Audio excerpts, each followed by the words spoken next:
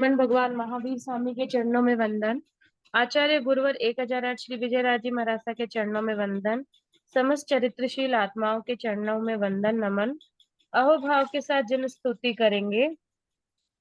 जो जन श्रद्धा भाव से करे श्रुत का ज्ञान, ज्ञानावरणीय कर्म टले प्राप्त करे सद्ज्ञान। तेरा ज्ञान अनंत है, मुझे ज्ञान की प्यास। केवल ज्ञानी मैं बनूं, यही है अंतिम आस। केवल दर्शी मैं बनूं, यही है अंतिम आस। इन्हीं शुभ भावों के साथ आप सभी को मेरा सादर जय जिनेन्द्र। देव गुरु धर्म कृपा से जो भी सिखाया जाना आप तक पहुंचाने का प्रयास है। कक्षा 4 का ये भाग दूसरा। मैं इसी के साथ आप सब बताना चाहूंगी। जो इसका सेकंड पोर्शन है वो भी इम्पोर्टेंट है। रीजन ये है कि इसमें से 40 मार्क्स का प्रश्न बनते हैं। टोटल 100 में से 40 मार्क्स के प्रश्न इसमें से बनते हैं, जिसके जो आपने बचपन में पढ़ा होगा, समझा होगा, सीखा होगा। ये बस हिंदी व्याकरण व्याकरण किसी भी भाषा को जानने का एक अच्छा माध्यम है। यदि आपको अंग्रेजी भाषा सीखनी है तो आप इंग्लिश ग्रामर सीखेंगे, और यदि आपको अन्य संस्कृत भाषा सीखनी है तो आप संस्कृत व्याकरण सीखेंगे। वैसे ही हिंदी भाषा को समृद्ध और प्रबुद्ध बनाने के लिए हिंदी भाषा के व्याकरण का इसमें समागम हुआ है। और ज्यादातर मुझे लगता है कि इन सभी विषय के बारे में आप सभी को जानकारी होगी, स्कूल कॉलेजेस में आपने पढ़े होंगे। तो इतना लेंदी नहीं है, पेपर भी इनका इतना टफ नहीं आता है। ठीक है, तो आप मुख्य रूप से ये ध्यान रखिएगा कि ये 40 अंक का है और अच्छे मार्क्स दिला सकता है, इसलिए मुझे इसको पढ़ना जरूरी है। मुख्यतः मैं आपको बता दूं कि इसमें जो आप देख रहे हैं स्क्रीन पे, भाषा, लिपि और व्याकरण, वर्ण, विचार, संज्ञा, लिंग, वचन, कारक, क्रिया, काल, वाच्य, अलंकार, मुहावरे, लोकोक्तियां, अनुच्छेद, लेखन और मौखिक अभिव्यक्ति, ये 13 टॉपिक्स है। इन 13 टॉपिक्स में से किसी में से 2 नंबर का, किसी में 5 नंबर का, किसी में 4 नंबर का, ऐसे आता है। तो ये सब 13 टॉपिक्स मिला के 40 अंक के होते हैं। और बहुत ज्यादा डेप्थ में नहीं जाएंगे, बहुत ज्यादा गहराई में हम इसके बारे में नहीं बात करेंगे कि अगर आप उस विषय पे करते हैं कि कारक के कितने भेद हैं या कारक, ठीक है, आपको थोड़ा बहुत ज्ञान होना चाहिए। मान लो अगर हम वर्ण विचार करते हैं, उसमें एक टॉपिक आता है वर्ण विच्छेद। तो जैसे आहट है, तो शब्द को अलग अलग करके बनाना, या स्वागत है, या परिश्रम है, इतना कठिन नहीं आता है। सीधी सीधी आपको भाषाएं, इसकी जो जो परिभाषाएं हैं वो याद करनी है। मुहावरे, लोकोक्तियां हम आम जन की भाषा में जो बोलते हैं वो है। और अनुच्छेद लेखन का मतलब होता है शॉर्ट टाइप से ऐसे, यानी कि संक्षिप्त रूप में किसी कोई विषय यदि आपको दिया जाए, मान लो आपको कोई विषय दिया गया है, मेरा जैन धर्म या नवकार मंत्र, तो आप लिखेंगे शॉर्ट में कि नवकार मंत्र क्या है, 5 पदों की कैसे साधना की जाती है, 5 पद कौन से होते हैं। ये आपको दिया गया है कि मेरा प्रिय विषय, तो आपका जो भी प्रिय विषय है या कोई भी आपकी अच्छी हॉबी का मान लो अगर बोला जाए, तो आपको बस एक शॉर्ट में उसको लिखना है। और ये है इसका अनुच्छेद लेखन। और मुहावरे, लोकोक्ति आप सब लोग किताब खोल के देखेंगे तो आप में बहुत सारी मुहावरे, लोकोक्तियां ऐसी है जो हम आम जिंदगी भाषा में बोलते हैं। आपको उनको पढ़ना है, पढ़ के वाक्य में प्रयोग करना है। और मौखिक अभिव्यक्ति में से कोई प्रश्न नहीं आता है। ये सिर्फ आपके नॉलेज के लिए है कि मौखिक अभिव्यक्ति क्या है। तो आप ये मानिए टोटल 12 इसमें से विषय है।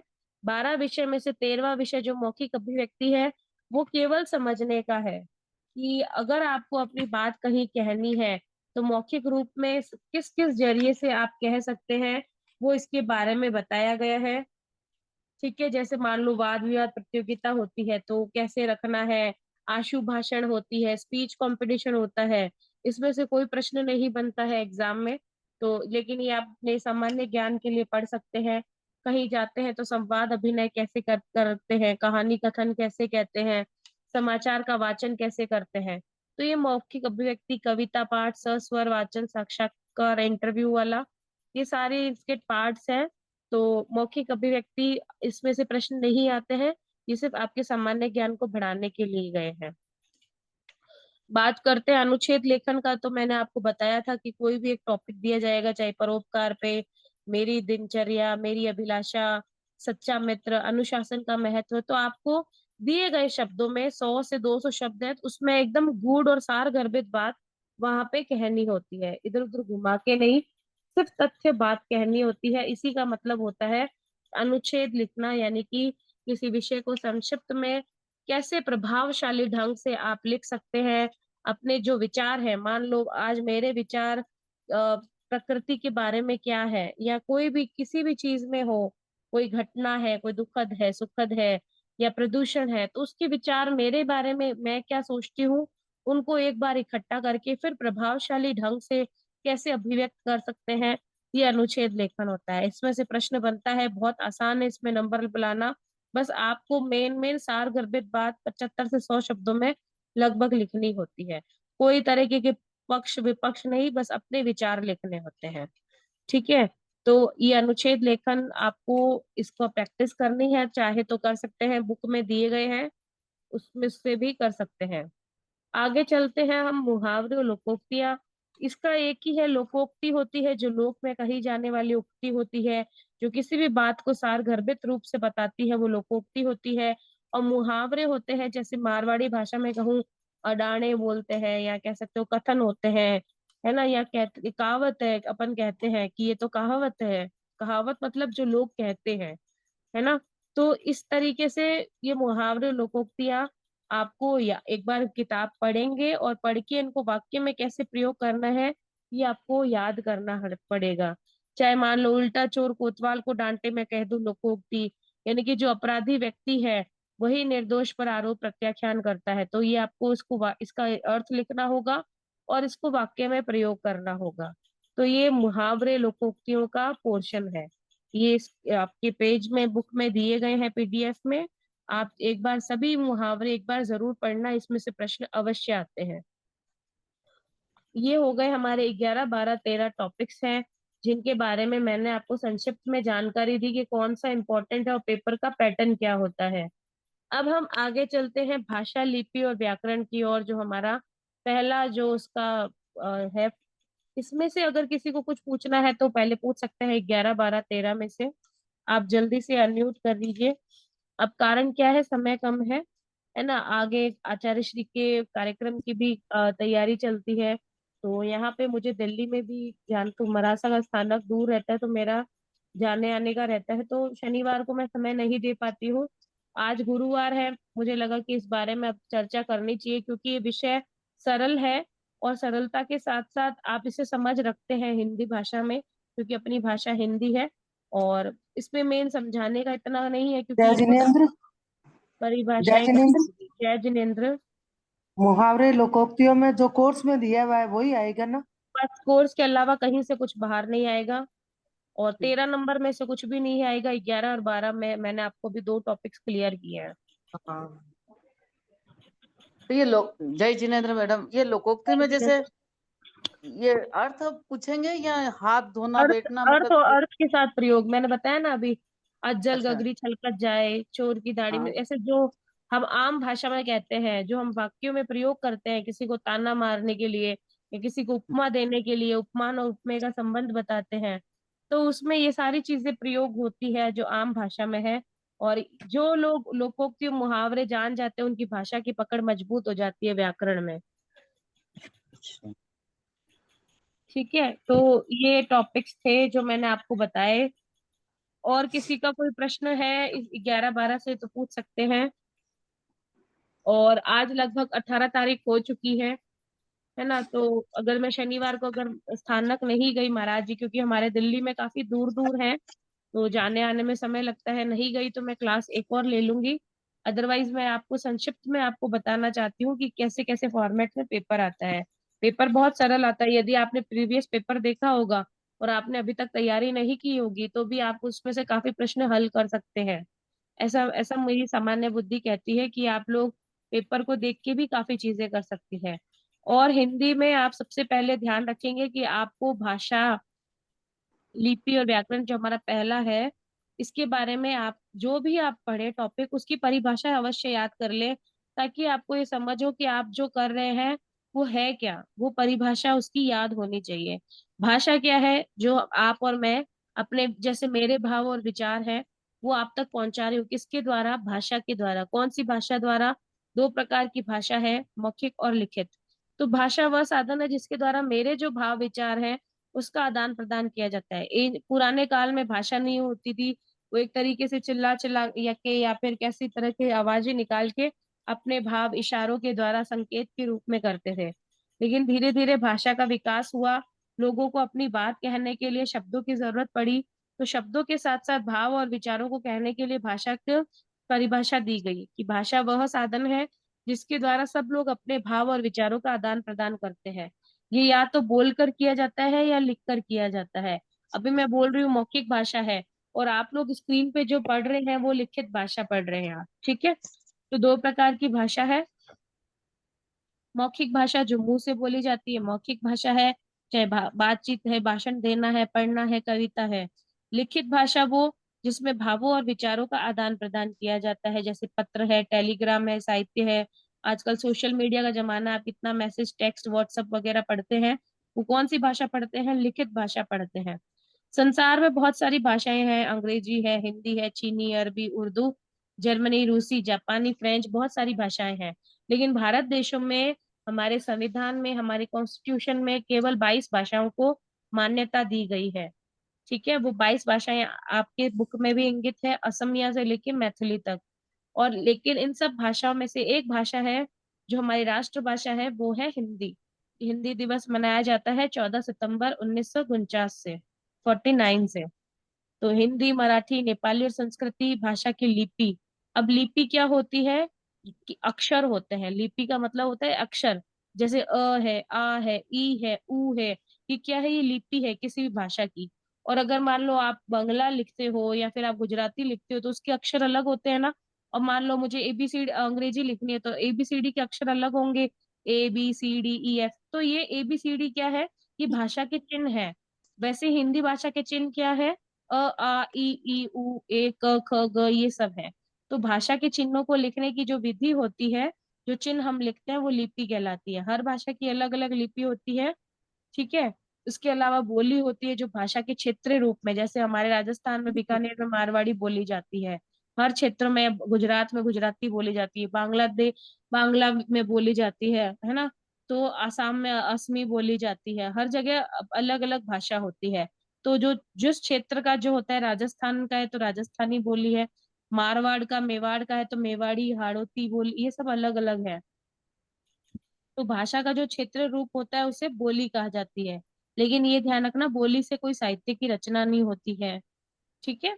तो ये व्याकरण जो है, आप जो पढ़ेंगे अभी आप टॉपिक्स, ये भाषा को एक नियमित और व्यवस्थित करने का एक प्रारूप है, जिससे हम जो भाषा में जो अशुद्धियां है वो दूर हो सके। और साहित्य का ज्ञान, जितने ज्ञान का जो संचित कोश होता है, वो साहित्य कहलाता है। जो दो रूप से होता है, गद्य और पद्य, हम पढ़ते हैं ना गद्यांश और पद्यांश, वो साहित्य का दो दो रूप होते हैं। साहित्य के अभिव्यक्ति के कितने रूप हैं? दो हैं, गद्य और पद्य। और व्याकरण के प्रमुख अंग हैं वर्ण विचार, शब्द विचार और वाक्य विचार। तो भाषा के द्वारा हम अपने मन और भावों को विचार का आदान प्रदान करते हैं। मानक भाषा कौन सी होती है? जो स्टैंडर्ड भाषा होती है, जो जैसे हिंदी हिंदी क्षेत्रों में जाते हैं, यूपी वगैरह साइड में, वहां पर हिंदी का एक बहुत शुद्ध रूप में है, क्योंकि हम तो हिंदी अंग्रेजी मिक्स करके बोलते हैं। लेकिन कई कई लोग बहुत ज्यादा व्यवस्थित रूप से हिंदी बोलते हैं, भाषा का स्तर ऊंचा करने के लिए। तो वो मानक भाषा वो होती है जिससे एक रूपता बनी रहती है, और व्याकरण से हमें शुद्धता का पहचान होती है। और आप साथ ही साथ इसके साथ अपने घर बैठे इन सब प्रश्नों का अभ्यास करेंगे। आप जैसे जैसे चैप्टर पढ़ेंगे, आपको उन सभी चैप्टरों का नॉलेज होता चला जाएगा। और मैं पुनः कह देती हूँ, बहुत ज्यादा आप चिंता करने की जरूरत नहीं है, मेन मेन परिभाषाएं कर लीजिएगा। और एक दो जिनके जिसका जो प्रारूप और प्रकार होता है वो समझ लीजिएगा। इसके बाद हम चलते हैं वर्ण विचार की तरफ। जो मुख से निकलने वाली ध्वनि होती है, आप लोग अपनी बुक्स खोल लीजिए। जो मुख से निकलने वाली ध्वनि होती है, जिसे लिखा जाता है, उसे वर्ण कहा जाता है। वर्णों को लिखने की विधि लिपि कहलाती है, जो मैंने अभी आपको बताया। और हर वर्ण का एक निर्धारित चिन्ह होता है। जैसे अ कैसे लिखते हैं, आ कैसे लिखते हैं, क कैसे लिखते हैं, ख कैसे लिखते हैं, ग कैसे लिखते हैं। तो वर्ण भाषा की सबसे छोटी इकाई होती है, जिसके और टुकड़े नहीं किए जा सकते हैं, जिसके टुकड़े नहीं किए जा सकते हैं। और वर्णमाला यानी कि वर्णों की क्रमबद्ध समूह, अ आ इ ई, ये ना, ये वर्णमाला कहलाते हैं। इसी में स्वर और व्यंजन भी आते हैं, कि वह वर्ण जिनके उच्चारण के लिए किसी और वर्ण की आवश्यकता नहीं होती, यानी कि जो स्वतंत्र होते हैं, वो स्वर कहलाते हैं। लेकिन व्यंजन कौन से होते हैं, जिनको बोलने के लिए स्वर की सहायता ली जाती है। जैसे आप क बोलेंगे तो आपको क और अ साथ में बोलना पड़ता है, वो व्यंजन कहलाते हैं। ठीक है। तो ये है, ये स्वर और व्यंजन का अलग अलग, स्वर के भी भेद अलग हैं, 3 भेद हैं। और व्यंजन के भी 4 भेद हैं अलग अलग। किसी को कोई पूछना है किसी भी इस विषय में तो पूछ सकते हैं। अब मैं मान लो संज्ञा कहूंगी, तो आपको भी पता है कि प्राणी, वस्तु, व्यक्ति, स्थान, जी। जै- जैसी परिभाषा इसमें दी गई है, तो उसको भी अगर हम लोग अपने ढंग से अगर अपनी भाषा में लिखें तो क्या सही देखो, रहेगा? प्रयास यही करना, प्रयास यही करना, जैसी दी गई है वैसा ही लिखे। ठीक है। अगर कहीं समय पर नहीं आता है, आपको एक्सप्लेन करना होता है, तो आप देख सकते हैं। बाकी प्रयास यही करना कि जैसी परिभाषा लिखी गई है वैसा ही आप लिखें। वर्णों के क्रमबद्ध समूह को वर्णमाला कहते हैं, वास्तव में कहते हैं। जैसे हमारा व्यवस्थित नाम होता है, वैसे ही परिभाषाओं की भी व्यवस्थित एक संरचना होती है, उसी फॉर्मेट में आप बोलें। इसीलिए मैंने आपको पहले दिन ही पहली क्लास में कह दिया कि बहुत ज्यादा ये, क्योंकि आप देखे जाएंगे, अगर किताब खोल के देखेंगे तो बहुत ज्यादा लंबा सिलेबस है।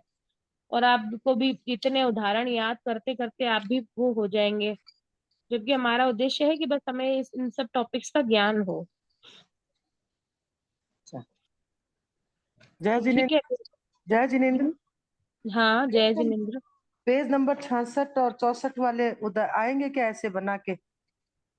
66 में है तो नहीं, ये तो प्रश्न का आओ अभ्यास करें, वो बोल रहे हो क्या? नहीं नहीं, वर्ण विच्छेद जैसे वो मैंने आहट। आपको पहले ही बोला ना कि ये नहीं हाँ, आएंगे। अच्छा ठीक। और ये भी नहीं आएंगे, उच्चारण स्थान, कंठ वाला, तालुबे वाला? ये सब कुछ नहीं आएगा। ये ठीक ठीक, आपकी ओके। जानकारी के लिए दिए गए हैं। हाँ ठीक आसान है, ठीक पेपर आएगा। ठीक है, ठीक है, ओके ओके ठीक। हाँ, जय जिनेन्द्र। तो जो नहीं आएगा वो ग्रुप में डाल दीजिए ना, याद नहीं वो रहेगा ऐसा मैं कुछ। ऑफिशियली नहीं बोल सकती हूँ ना, क्योंकि मुझे भी कहे नहीं कहा, क्योंकि पेपर बनाऊंगी मैं। लेकिन मैं तो आपकी हेल्प करने के लिए कह रही हूँ कि इनमें से प्रश्न नहीं बनते हैं।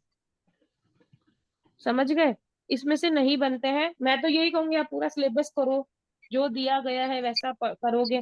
लेकिन जन साधा, मैं आपकी सुविधा के लिए आपको मतलब हैजल हमारी हेल्प के लिए परेशानी कह नहीं। रहे हैं, हाँ, हमारी हेल्प के लिए बोल रहे हैं आपको। हाँ, बस मैं आपकी हेल्प के लिए कह रही हूँ कि इतने समय, मुझे भी पता है सब गृहस्थ लेडीज है, इतना समय नहीं हो पाता पेज है कि नहीं बच्चों मिलेगा, हाँ। सारी चीजें पढ़े बच्चों की तरह, लाइक वर्ण विच्छेद और एक एक मैं आपको इसके अभ्यास प्रश्न कराऊं, ऐसा संभव नहीं है।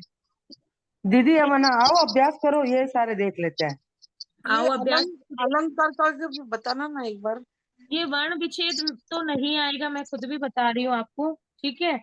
और जो अब आपने जाना वो पढ़ लेना, आप उसमें से हाँ प्रश्न बनते हैं। हाँ ये जो मैंने स्क्रीन पे आपको ब्रॉड करके दिखा रही हूँ, ये आप अवश्य पढ़ लेना। और हाँ। पूरी परिभाषाएं पढ़ लेना आप। एक बार आप जो पूरा जो भाषा का व्याकरण का जो आपने भेजा था ना, अभी अभी जो दिखाया था स्क्रीन पर, वो एक बार हाँ, वापस दिखा दीजिए ना, तो उसका स्क्रीनशॉट ले लें सिलेबस का। बिल्कुल, ये आपकी बुक में भी है वैसे, मैं दिखा हाँ देती हूँ। देख लिया, लगा लिया। हाँ, ये वाली।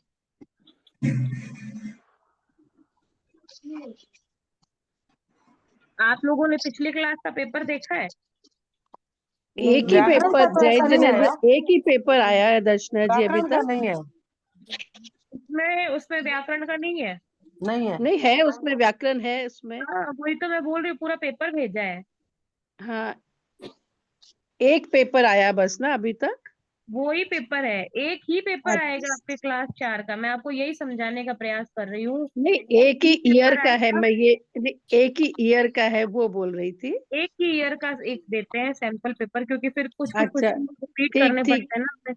हाँ हाँ अच्छा, नहीं ठीक है ठीक है। तो और रीजन ये है उत्तराध्ययन जी। उत्तराध्ययन सूत्र से जो आपने कराया है तो उसमें क्या ये याद करना होगा मैंने क्या? उत्तराध्ययन सूत्र नहीं पढ़ा यार, उत्तराध्ययन सूत्र दूसरी टीचर ने पढ़ाया, मैं अलग हूँ, अच्छा है ना। अच्छा अच्छा। वो मधु जी ने पढ़ाया, मैं दर्शना हूँ। और मैं आप लोगों की हेल्प करने के लिए आई हूँ, क्योंकि उनके लिए भी ये पूरा कोर्स करना मुश्किल हो जाएगा। इसलिए मैं शॉर्ट रूप में आप कैसे जल्दी तैयारी करके अंक ला सकते हैं, तो मैं आप लोगों की हेल्प करने के हिसाब से ही आपको ये बता रही हूँ कि ये जो 11 12 13, मैंने आपको 13 तो होगा ही नहीं, ये सिर्फ आपके ज्ञान के लिए है। 11 12 का बताया और आपको भाषा और वर्ण विचार का बताया। संज्ञा की हाँ परिभाषाएं आती है ना। हाँ और हाँ वचन और कारक की आप सिर्फ परिभाषा, आप ये नहीं हो ना कि मैं आपको ये कह दूं कि आप कुछ पढ़ो ही मत, ऐसा तो संभव नहीं है ना। लेकिन पेपर बनता कैसे है और आप कैसे आसानी से जो चीज आए उसी पे आपका ध्यान केंद्रित हो, वो है। और उत्तराध्ययन सूत्र जो देखो, ये भाषाएं तो क्या है, ये भी जरूरी पार्ट है, लेकिन ये आपने सीखा हुआ है, पढ़ा हुआ है, तो मुझे लगता है कि एक बार आप इसे पढ़ेंगे तो हो जाएगा। लेकिन उत्तराध्ययन सूत्र आप अभी सीख रहे हैं, तो उस पर भी ध्यान होना चाहिए, और आपके ज्ञान वर्धन के लिए भी बहुत आवश्यक है। इसीलिए मैं आपकी हेल्प कर रही हूँ कि आपका ज्यादा समय इसमें नहीं जाके आप उत्तराध्ययन सूत्र की तरफ भी ध्यान दें।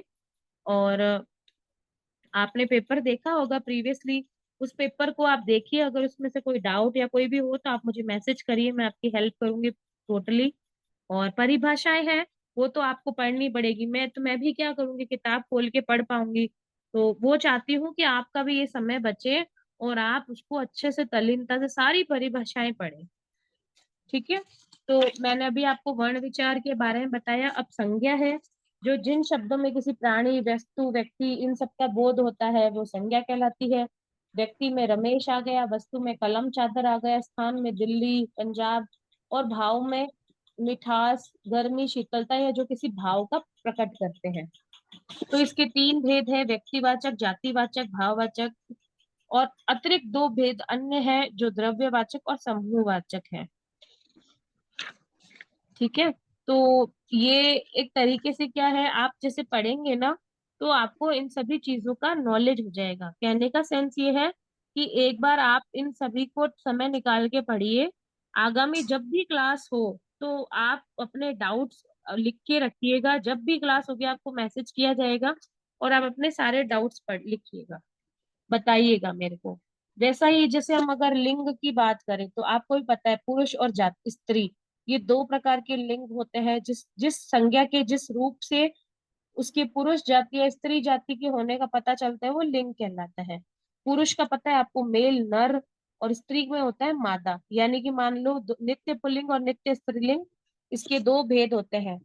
यानी कि मान लो मक्खी है तो नर मक्खी, गीदड़ है तो मादा गीदड़, लोमड़ी है तो नर लोमड़ी। तो इसको आप पढ़ेंगे तो आपको पता चलेगा कि कौन कौन सी चीज ऐसी है। जैसे हम बोलते हैं नदी बहती है, कभी सुना है आपने बोला है कि नदी बहता है, गंगा बहता है? नहीं, गंगा नदी बहती है। तो आपको नाम लेने से ही पता चल रहा है कि गंगा है वो स्त्रीलिंग के रूप में है। वैसे ही है, आप पेड़ बैठी है, पेड़ के ऊपर पक्षी बैठे हैं, हम बोलते हैं ना पेड़ बैठी है, या पर्वत बैठी है, ऐसे नहीं बोलते ना। पर्वत खड़े हैं, पर्वत है, पेड़ खड़ा है, तो पेड़ पुल्लिंग के रूप में है। तो चांदी है, चांदी है या धातु है, वो हमेशा क्या होती है, वो पुल्लिंग के रूप में होती है। तो आप जब भी बुक खोल के बैठेंगे तो आपको पता चलेगा कि कौन कौन सा पुल्लिंग और कौन कौन सा स्त्रीलिंग होता है।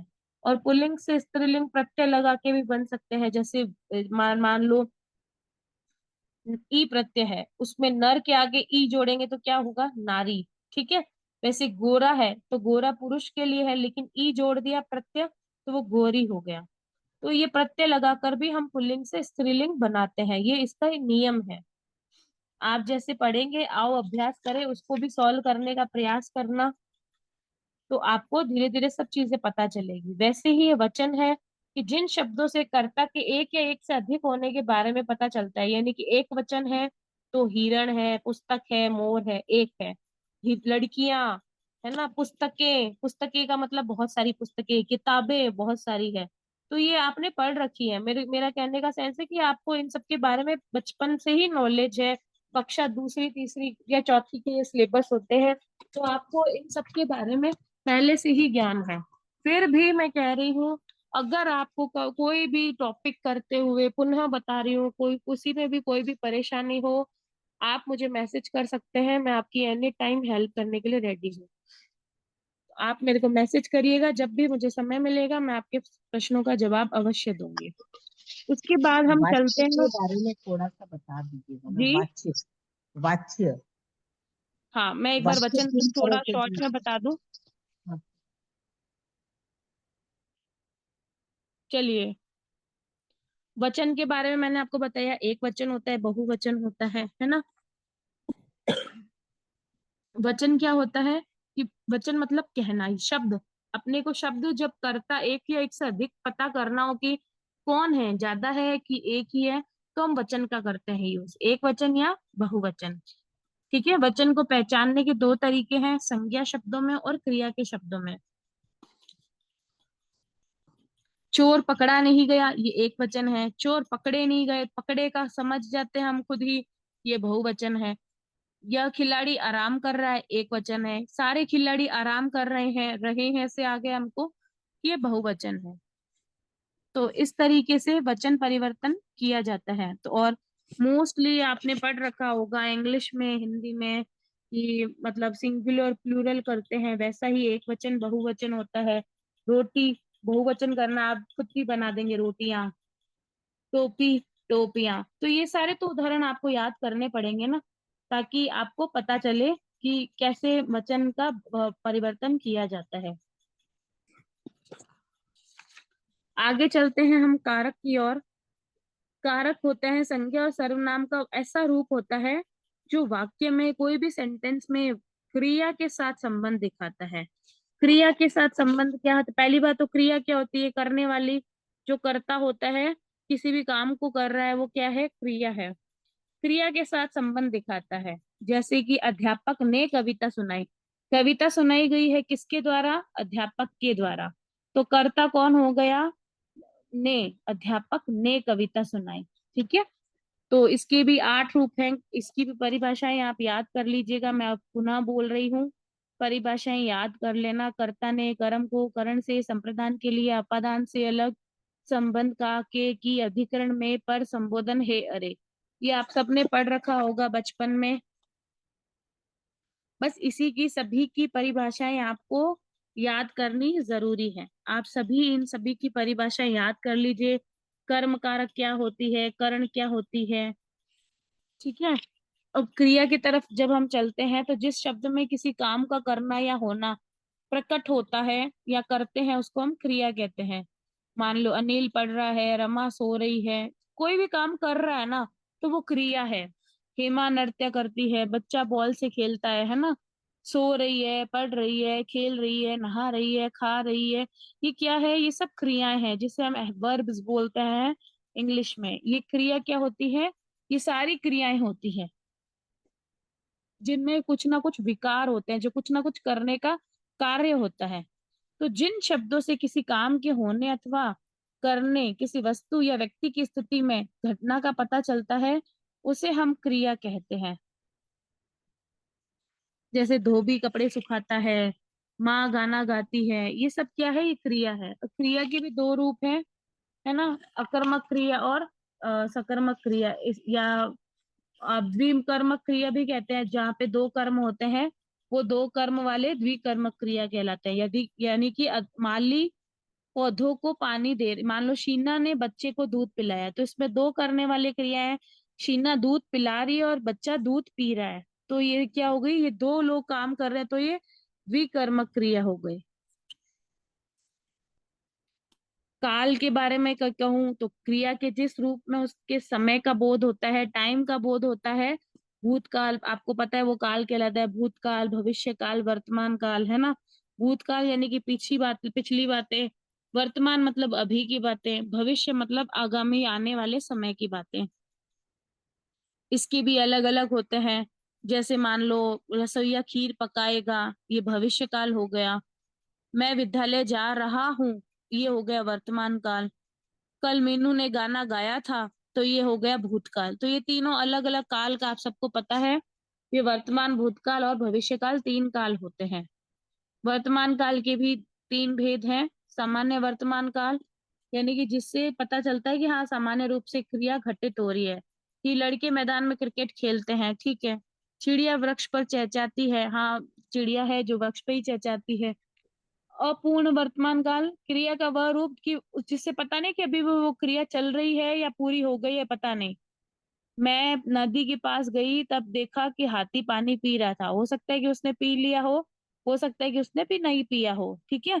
माँ बच्चे को पढ़ा रही थी, हो सकता है पढ़ा दिया है और नहीं पढ़ाया है। संदिग्ध वर्तमान काल, आज हो सकता है बारिश हो, आज अतिथि आते ही होंगे, हो सकता है कि आज विद्यालय में वह पढ़ा रहा होगा। तो ये क्या है, ये संदिग्ध है, जिसपे संशय है, आपको उसका होने पे संदेह का बोध होता है। वैसे ही भूतकाल है, भूतकाल के भी अलग अलग भेद हैं। सामान्य भूतकाल, अपूर्ण भूतकाल, आसन भूतकाल, संदिग्ध भूतकाल, पूर्ण भूतकाल और हेतु भूतकाल। तो ये सब एक बार आप पढ़ने के हिसाब से आप पढ़ लेना। दीदी सामान्यतः इसमें क्रिया का सिखाओ ना एक बार, क्या क्रिया का बताइए ना एक बार उदाहरण। क्रिया का आप बोल रही हैं, मैं पढ़ा रही हूँ, ये क्या है, ये क्रिया है। पर ये इसमें क्या है, नाम धातु प्रेरणात्मक क्रिया वगैरह ये सब मतलब कैसे करने का ये।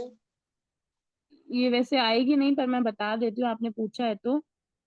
नाम सुनो, धातु क्रिया, नाम हाँ धातु हाँ मैं क्रिया। बता देती हूँ, आपने पूछा है तो कोई बात नहीं। देखो, प्रयोग के आधार पर है ना, तीन प्रकार से क्रिया होती है। नाम धातु के हिसाब से प्रेरणार्थक क्रिया और पूर्वकालिक क्रिया।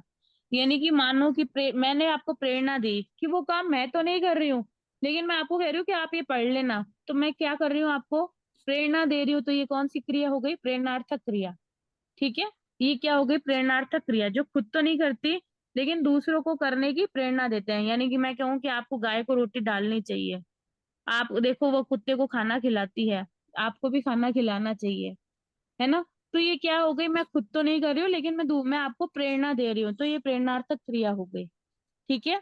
अब ये है कि देखो, पूर्वकालिक क्रिया क्या होती है, जो क्रिया मुख्य क्रिया से पहले होती है। मीना टोकरी लेकर फूल तोड़ने गई, ठीक है। लेकर क्या गई, सबसे पहले वो, पहले उसने पात्र उठाया, तो वो क्या हो गई, वो क्रिया करने से पहले उसको फूल तोड़ना है, लेकिन उस फूल तोड़ने से पहले उसने कौन सी क्रिया की, टोकरी उठाई। तो ये क्या हो गई, ये पूर्वकालिक क्रिया हो गई। क्या हो गई, ये पूर्वकालिक क्रिया हो गई। अकर्मक और सकर्मक क्रिया, क्रिया के मूल रूप से दो भेद होते हैं। जो क्रिया किसी मतलब कारणवश की जाती है, वो सकर्मक होती है। और जो क्रिया किसी कारणवश नहीं की जाती, बस अपने टाइम पास के हिसाब से की जाती है, वो अकर्मक क्रिया होती है। उसके बाद आती है, आपने जो पूछा, नाम धातु क्रिया। यानी कि आप ये मानो कि कोई आपन कहता है कि तूने तो मुझे क्या कर दिया, लजा दिया, हम बोलते हैं ना, तूने तूने उसको झुठला क्यों दिया, है ना। तो वर्ड क्या है, झूठ है, लेकिन आपने उसमें क्या कर दिया, संज्ञा विशेषण सर्वनाम आदि शब्दों का और आना प्रत्यय लगाकर उसका क्या कर दिया, उस क्रिया को नाम धातु, यानी कि उसके पीछे धातु लगा दिया, तो वो नाम धातु क्रिया हो गई। जैसे मोटे से मुटियाना, लज्जा से लजाना, झूठ से झुठलाना, साठ से सटियाना। तो आना आपने क्या कर दिया, उसके आगे प्रत्यय, उसके पीछे प्रत्यय लगा दिया, तो जो क्रिया थी उस क्रिया का फॉर्मेट बदल गया। तो ये हम प्रयोग अपने काम में जैसे लेते हैं शब्दों को, उस प्रयोग और संरचना के आधार पर शब्द बदलते रहते हैं, ठीक है। जी। और किसी को कुछ पूछना है, ये देखो जैसे आप पढ़ोगे ना वैसे ही आपको पता चलेगा। इसमें मैं उदाहरण नहीं दिए हुए ना तो समझ में नहीं आता, याद नहीं रहेगा ऐसा। ये आपको याद करने ही नहीं है ना, आपको तो मैं परिभाषाओं का ही कह रही हूँ और भेद याद करने को कह रही हूँ। जैसे राम तो सत्या गया है, ये कौन सा वो होगा क्रिया? ये राम सटिया गया है, तो इसका मतलब ये नाम धातु क्रिया है, क्योंकि सठिया तो, सठियाना तो कोई वर्ड नहीं होता, 60 होता है वर्ड। 60 साल का होता है अच्छा। जब हम उसको कहते हैं ना इसकी बुद्धि सटिया गई है, सटियाना का हाँ। कोई वर्ड होता ही नहीं, उसके पीछे आपने क्या लगा दिया, प्रत्यय लगा दिया, कौन सा, आना, तो वो नाम धातु क्रिया हो गई। ठीक है। चलिए, तो ये कारक के बारे में मैंने आपको बताया। आपको देखो ज्यादा कंफ्यूजिंग नहीं हो, आपको ज्यादा परेशानी नहीं हो रही है ये क्या सब्जेक्ट आ गया, क्योंकि मैं प्रैक्टिकल बात करती हूँ ये क्या आ गया, इसीलिए मैं आपको सिर्फ और सिर्फ परिभाषाएं और मेन मेन भेद बता रही हूँ, ताकि आप सामान्य रूप से पेपर अच्छे से कर लें और आपके अच्छे मार्क्स आ सके। मैं ये नहीं कह रही हूँ कि इसकी कोई वैल्यू नहीं है, ऐसा नहीं कह रही हूँ मैं, लेकिन बहुत ज्यादा डीप में मत जाइए। हिंदी व्याकरण अपने आप में एक लिटरेचर, एक इतना बड़ा विषय होता है जिसको पूरा करते हुए 2-3 साल लग जाते हैं, इसकी पूरी डिग्री होती है बीए की, है ना। लेकिन ये आपको शॉर्ट रूप में बताया गया है। इसके अलावा भी आप जितने करोगे ना उतना कम लगेगा आपको। जैसे इंग्लिश लिटरेचर है, वैसे हिंदी हिंदी साहित्य बहुत बड़ा है। लेकिन आपको परेशानी नहीं हो इसलिए कह रही हूँ कि आप सिर्फ मेन मेन सभी टॉपिक्स की परिभाषाएं कर लेना, भेद याद कर लेना, मुहावरे लोकोक्तियां पढ़ लेना, और अनुच्छेद लेखन जो किताब में दिए गए हैं उससे सीख लेना, उसमें से कोई भी टॉपिक आ सकता है। परिभाषाएं तो याद करनी पड़ेगी, मैं तो समझा सकती हूँ, बाकी काम तो आपको खुद को ही करना पड़ेगा। कोई कंफ्यूजिंग हो तो पूछ लेना। वर्ण विचार, वर्ण वाच्य और विचार, अलंकार के बारे में आप क्या बोलना चाहते हैं? वाच्य अलंकार। और मैडम, अलंकार। मैडम ये परिभाषा के अलावा ये जैसे रिक्त स्थान में छीनना, बच्चे को खिलाया खिला दिया, तो कौन सी क्रिया है, तो ये आएंगे क्या ऐसे? तो अगर आपने परिभाषा अच्छे से पढ़ी होगी तो आपको आ जाएगा। नहीं, क्वेश्चन भी ऐसे आएंगे क्या रिक्त स्थान वाले? हाँ, रिक्त स्थान आएंगे, लेकिन मैंने ये थोड़ी कहा है कि अब 40 अंक में कुछ तो आएगा ही। अब हाँ जैसे वही, मान लो ये आया है कि शीना बच्चे को, अब आप बताओ क्या करती है, खिलाया है या खिलाती है। खिलाती है। तो तो ये ये जनरल आपने, क्या है? ये मैं ये इसीलिए प्रेरणा। आपको बता रही हूँ, ये जनरल आप खुद ही वाक्य बोलते हो ना, उसमें से अपने आप आपको आ जाएगा। अच्छा, हाँ। अब ये बताओ, लुटेरा सिपाही से बचकर भाग गया या भागा गया। भाग गया। बस आपने खुद नहीं बता दिया, आपने कोई क्रिया पढ़ी थोड़ी थी अभी। लेकिन नहीं, अभी नहीं पढ़ी। आप जनरल भाषा में हम बोलते हैं ये शब्द, समझ अच्छा, गए। तो आप आराम से कर लेंगे इसको। वरुण ने अपनी बहन को हिंदी सिखाया या सिखाई। सिखाई। हाँ, क्योंकि हिंदी क्या है अपने आप आपको पता चल गई ना कि वो स्त्रीलिंग में आती है, तो सिखाई ई स्त्रीलिंग लगा में दिया ना आपने। ई लगाया सी। तो ये चीजें नेचुरल है, ये आपको खुद को आएंगी। अब अच्छा, आप बताओ कि क्रियाओं का वाक्यों में प्रयोग है, ठीक है। इसमें एक क्रिया दी गई है पढ़ाना, तो आप पढ़ाने पे कोई वाक्य नहीं बना सकते, बनाओ। माँ बच्चे को पढ़ाती है। पढ़ाना, अध्यापक ने पाठ पढ़ाया। हाँ, पढ़ाया, या मैं बच्चों, मतलब ऐसी शब्द जो आप खुद डेली यूज में बना सकते हो। मान लो आप कह सकते हो कि हिन हिनाना है या सोना है, तो ये सब क्या है, ये आप खुद, घोड़ा हिन हिनाता है, तो आप ये खुद बना सकते हो। ये हम बच्चों को सिखाते हैं, अपने छोटे बच्चों को, है ना। लेकिन ऐसी चीजें हैं जो आप अगर करेंगे तो आपको खुद से आ जाएंगे।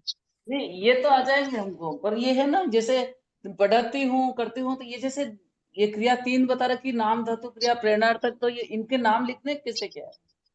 नहीं नहीं, ये तो मैंने अभी आपको बताया ना, नाम धातु यानी कि जो संज्ञा विशेषण प्रत्यय लगाकर जो नाम क्रिया लगती है वो नाम धातु हो गए। प्रेरणा मैंने खुद तो करती नहीं हूँ, लेकिन मैं दूसरों से करवा रही हूँ, तो वो प्रेरणा क्रिया हो गई। और अच्छा, ये तो पूर्वकालिक परिभाषा क्रिया, पूछेंगे तो बताना है। हाँ, आपको सिर्फ परिभाषाएं में तो मैं बोल रही ठीक हूँ है, शुरू से। ठीक है। सिर्फ परिभाषाओं पे ध्यान रखो, ऐसा नहीं है कि आपको कुछ भी नहीं आएगा, आपको आएगा, लेकिन आपको अच्छे से परिभाषाएं पढ़नी होगी। ठीक है। अब मैम वाच्य पूछा वाच्य है और आपने, तो मैं वाच्य बता हाँ, देती हूँ क्या वाच्य होता और है। अलंकार कि क्रिया के के जिस रूप से पता चलता है, जो क्रिया मतलब करने वाला, ठीक है, कि कर्ता या क्रिया, कर्ता, कर्म या भाव के अनुसार हुई है, उसे वाच्य कहते हैं। जैसे अब आप ये देखो कि 3 प्रकार के वाच्य होते हैं, कृतवाच्य, कर्म वाच्य और भाव वाच्य, ठीक है। हाँ, जिस वाक्य की क्रिया ये कर्ता के अनुसार होती है वो कृतवाच्य, कर्ता के अनुसार, आपके नाम में कृत है तो कर्ता के अनुसार जो क्रिया होती है वो कृतवाच्य कहलाता है। जिसमें मीरा रसगुल्ला खाती है, तो क्या है, मीरा क्या कर रही है, खा रही है, क्या खा रही है, रसगुल्ला खा रही है। और हाँ, माली माला बेच रहा है, ये सिंपल है, ये एकदम एकदम सिंपल सेंटेंस है। माली माला बेच रहा है, तो ये क्या कुछ काम कर रहा है, वो कर्ता कुछ हाँ। काम कर रहा है, तो ये क्या हाँ। हो गया, ये कृतवाच्य हो गया। वैसे ही कर्मवाच्य है। कर्मवाच्य क्या होता है कि मान लो कोई क्रिया चल रही है, उस क्रिया उसके कर्म के अनुसार होती है, कि मेरे से एक्सरसाइज की जाती है, एक्सरसाइज हो रही है किसके द्वारा, मेरे द्वारा हो रही है ना। तो क्या हो गया, ये किसके द्वारा क्रिया हो रही है, उसका संबोधन किए जाता है। जैसे कामना से पकोड़े खाए जाते हैं, तो ये कौन खा रहा है पकोड़े, कामना खा रही है। कर्म कौन कर रहा है, जिस लाइन कामना। से कर्म का होने का बोध हो रहा है वो हो रही है कर्मवाच्य।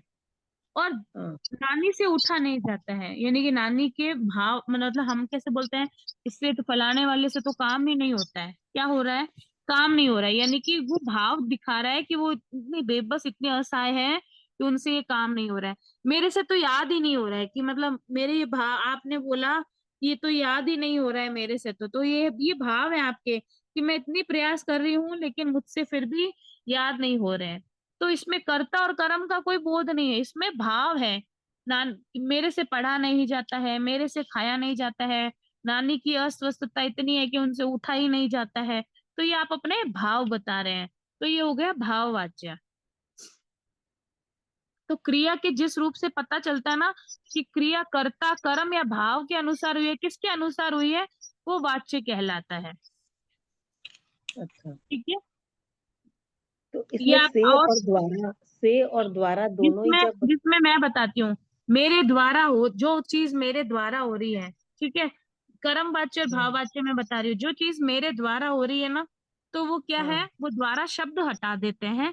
किसान से फसल काटी जाती है, किसान द्वारा फसल नहीं काटी जाती है, ठीक है। तो ये हाँ। भाग कर्म वाच्य से भाव वाच्य बनाने का तरीका है। मुन्ने से बोला नहीं जाता, नहीं, मुन्ना बोल नहीं पाता है। अपन ये थोड़ी बोलते छोटा बच्चा है, इससे तो बोला ही नहीं जाता है, ये बोल नहीं हाँ। पा रहा, अभी छोटा है, ऐसे बोलते ना अपन। हाँ। हाँ। ये क्या है, ये भाव वाच्य है, अपने भाव बता रहे हैं अपन उसको। अच्छा। हाँ, मतलब जो आप बाकी इनका वाक्य में प्रयोग देखेंगे ना, तो धीरे धीरे सब समझ जाएंगे। वैसे ही अलंकार है, मान लो अब अलंकार किसी शब्द को, अपन अपन स्त्री है, अपने को सुंदर लगने के लिए गहनों की आवश्यकता पड़ती है ना, मेकअप से में गहने, और तो वो हमारे क्या होता है, सौंदर्य बढ़ा देता है।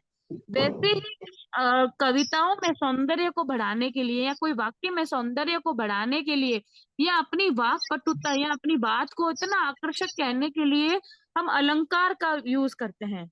ये कविताओं में सबसे ज्यादा यूज होता है, कि काव्य मतलब कविता, कविता के सौंदर्य को बढ़ाने के साधन को अलंकार कहते हैं। बहुत सिंपल है, कि जैसे हम स्त्रियों की सुंदरता गहनों से होती है, वैसे ही कविता का सौंदर्य बढ़ाने के लिए हम अलंकार प्रयोग करते हैं। अब अलंकार के कौन कौन से भेद हैं, शब्द अलंकार और अर्थ अलंकार, दो भेद हैं मुख्य रूप से। शब्द अलंकार के अलग अलग भेद है, यानी कि कभी कभी होता है ना, कि कभी कभी जो कहा जाता है वो शब्द, मान लो काली घटा का घमंड घटा, तो दो अलग अलग शब्द है, घटा और घटा। एक घटा का अर्थ होता है कम होना, और एक घटा का मतलब अर्थ होता है अलग छाए हुए रहना।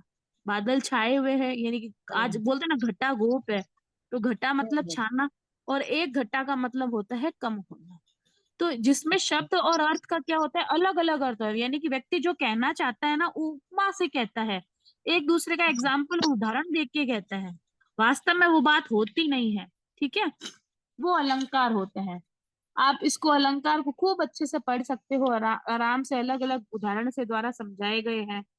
कि मान लो अनुप्रास अलंकार है, शब्द अलंकार में बता देती हूँ कि जो शब्द के कारण जिसका सौंदर्य बढ़ता है वो शब्द अलंकार कहलाते हैं, और जिसका अर्थ के कारण सौंदर्य बढ़ता है वो अर्थ अलंकार कहलाता है। सिंपल है, शब्द और अर्थ, क्योंकि नाम में ही कई कई पता है, हिंदी भाषा हमारे लिए वरदान है, इसलिए पॉइंट इसमें अच्छे नंबर बन जाते हैं, कि जो अक्षर दिया गया है उसी का ये उसमें अगर हम अर्थ जोड़ देते हैं तो परिभाषा निकल आती है। यानी कि आपसे पूछा जाए शब्द अलंकार कैसे कहलाते हैं, किसे कहते हैं, तो जिस शब्द द्वारा कविता का सौंदर्य बढ़ता है वो शब्द अलंकार कहलाते हैं। जिसमें काव्य में जहां पर अर्थ का सौंदर्य बढ़ता है वो अर्थ अलंकार कहलाता है। है ना। अर्थ अलंकार जहाँ पे काव्य के अर्थ के कारण आकर्षण उत्पन्न होता है वो अर्थ अलंकार कहलाता है। शब्द अलंकार में अनुप्रास है, जिसमें एक ही वर्ण की आवृत्ति एक से अधिक बार होती है। मान लो च च च आए तो तुरंत अनुप्रास। चारू चंद्र की चंचल किरणें खेल रही थी जल थल में, तो च च च 3 बार आए, ये अनुप्रास हो गया। तरनी तनुजा तट तमाल तरुवर बहु छाए, ये त 3 बार आए, ये अनुप्रास हो गया। यमक अलंकार जहां पर एक ही शब्द का एक से अधिक बार प्रयोग कर किया जाता है। 3 बेर खाती थी वह 3 बेर खाती थी। 3 बेर खाती है वो, यानी कि बेर यानी कि समय। क्या खाती है? 3 बार खाती है वो, क्या खाती है? 3 बेर। ये अलग अलग है, ये आप पढ़ोगे ना तो आपको इसमें पढ़ने में मजा भी आएगा और आप आसानी से ये कर भी सकते हैं। ठीक है, कुछ अलग अर्थ से ऐसे लिखने तो नहीं आएगा कि अपने मन से हाँ, कोई एग्जाम्पल लिखो, अपने मन से एग्जाम्पल लिखने तो नहीं आएगा आपको ना? जिसकी परिभाषा ही पूछी जाए बस उसी का ही एग्जाम्पल देना है। मान लो मैंने पूछा अभी अनुप्रास अलंकार बताइए, तो अभी 1 सेकंड पहले बता के गई हूँ कि जैसे कनक कनक, तो मैं अगर ये जहाँ पर बोलूं एक कनक ही वर्ण कनक की से आवृत्ति बार बार चौकिनी। होती है वो अनुप्रास अलंकार कहलाता है। अभी मैं बता के गई हूँ, जैसे चारू चंद्र के चंचल च च च, है ना। तो बस आपको वो ही लिखना है, बहुत सिंपल है ये तो, आपको बस पढ़ के समझ के लिखना है ये।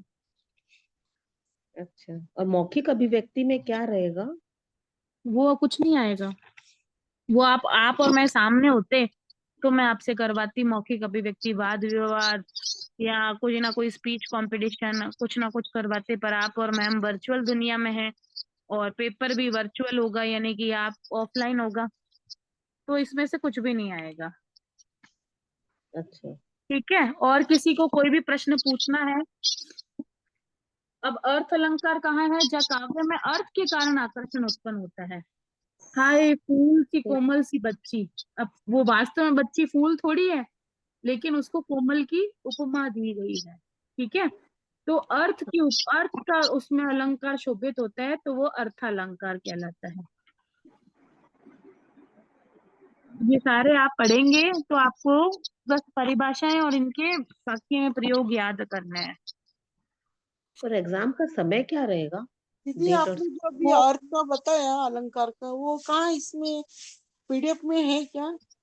क्या? नहीं है, पीडीएफ में नहीं है आपने अर्थ का वगैरह भी जो बताया वो? क्यों नहीं है? पेज नंबर 94 पे है, 95 पे है। 94 95 दोनों पे है। किसी किसी के 94 होगा, किसी के 95 होगा। 95 पे है। आप देखिए और अच्छे से पढ़ने का प्रयास करिए। शब्द अलंकार के मुख्य भेद है अनुप्रास, यमक और श्लेष। श्लेष मतलब चिपकना। चिपकने का मतलब क्या है कि काव्य में जहाँ एक शब्द के साथ अनेक अर्थ चिपके हो, यानी कि रहीमन पानी राखिए बिन पानी सब सून, पानी गए न उबरे मोती मानुष चून।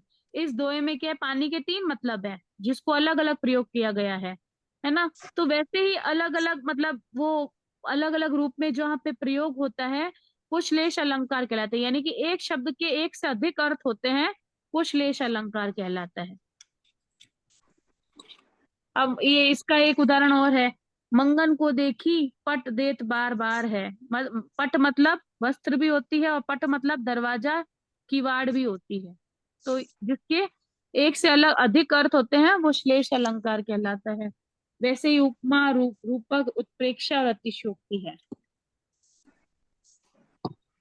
अब आप एक काम करना, ये सारे अभी पढ़ के रखना, परिभाषाएं फिर से बोल रही हूँ, परिभाषाएं और एक बार एक दो इनका वाक्य में प्रयोग। अगर कोई कंफ्यूजन हो तो आप मुझे मैसेज कर सकते हैं। और मैंने आपको पेपर का फॉर्मेट भी बता दिया है, क्या आएगा पेपर का फॉर्मेट। तो किसी को कोई भी परेशानी हो, कोई कुछ समझ ना आए तो एक बार पूछ सकते हैं। और मैं ये नहीं कह रही कि इसमें से कुछ भी नहीं आएगा, मैंने आपकी सुविधा के लिए बताया है, ऐसा आया करता है पेपर। मैं जितनी अपनी लिमिट में बोल सकती हूँ बस वैसे ही बता रही हूँ। तो आप पढ़ लेना, अगर कोई समझ नहीं आए कोई चीज तो आराम से पूछ लेना। अगर एग्जाम के बीच में अगर कोई समय मिला तो मैं मैसेज करूंगी ग्रुप में, आप उस समय भी अपने प्रश्न पूछ सकते हैं। एग्जाम का टाइम क्या रहेगा? शायद दोपहर का ही रहेगा, और अगर आपकी सुविधा होगी वैसे आप पूछ सकते हैं जो भी पेपर भेजेगा आपको उनको।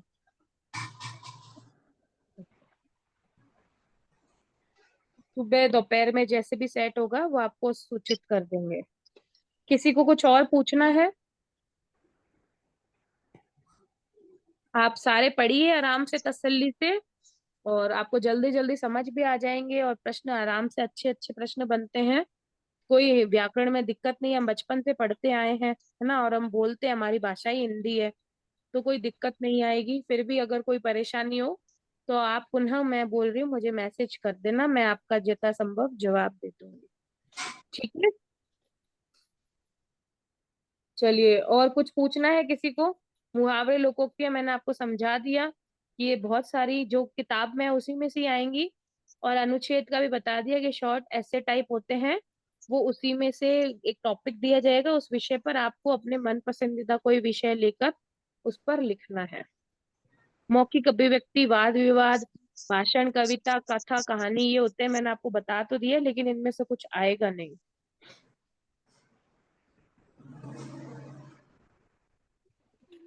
किसी को कुछ और भी बोलना हो तो बोल सकते हैं, म्यूट कर लीजिए, अनम्यूट।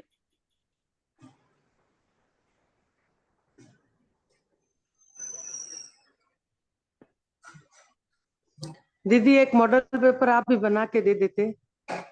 नहीं, वो जो पिछले पेपर बनाए ना, ये मैंने बनाया है सारे पेपर। नहीं, इसका व्याकरण वाला। व्याकरण का पेपर है ना उसमें, आप उसको पेपर को देखिए, वो व्याकरण के पेपर मैंने ही बनाए हैं इसके। और पेपर मैं बनाती हूँ तो बहुत सरल पेपर रहता है, जैसे मैंने आपको बताया है। और अगर फिर भी नहीं होगा तो मैं एक बार ग्रुप में और शेयर कर दूंगी, देखना उसमें व्याकरण का नहीं है क्या। हम तो अभी उतरा ध्यान देख रहे हैं, उसके शब्द कैसे याद इसीलिए करें, बहुत सारे शब्द है इसीलिए उसमें। इसीलिए मैंने आपको हिंदी सरल की है, मेरा कारण ही यही है। मैं भी इस विषय को दो दो चलाती ना क्लासें, तो आपसे कुछ भी पार नहीं पड़ता, आप बहुत कंफ्यूज हो जाते हैं। इसलिए मैडम ये हिंदी इजी की है मैंने, कि आप आसानी से नंबर ला सके।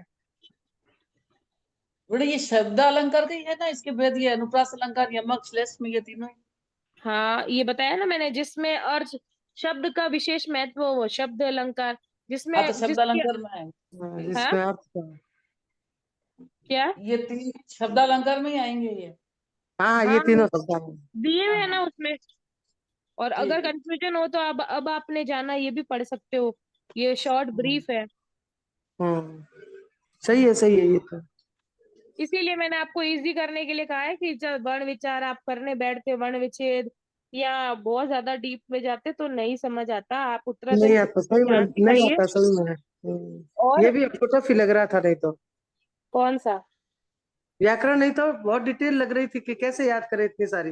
पर मैंने बताया ना शॉर्ट रूप में हाँ आपको, सही है, थैंक यू दीदी, आपने सही बता दिया। वही।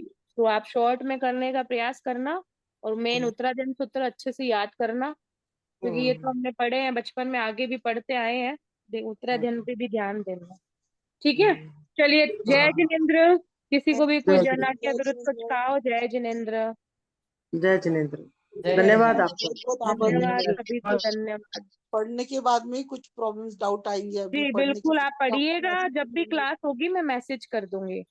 जी जी, ठीक है सर, आपको फिर मैसेज भी कर देंगे, आपको डाउट आया हमको तो। बिल्कुल बिल्कुल आप कर सकते हो। जय जिनेन्द्र। जय जिनेन्द्र।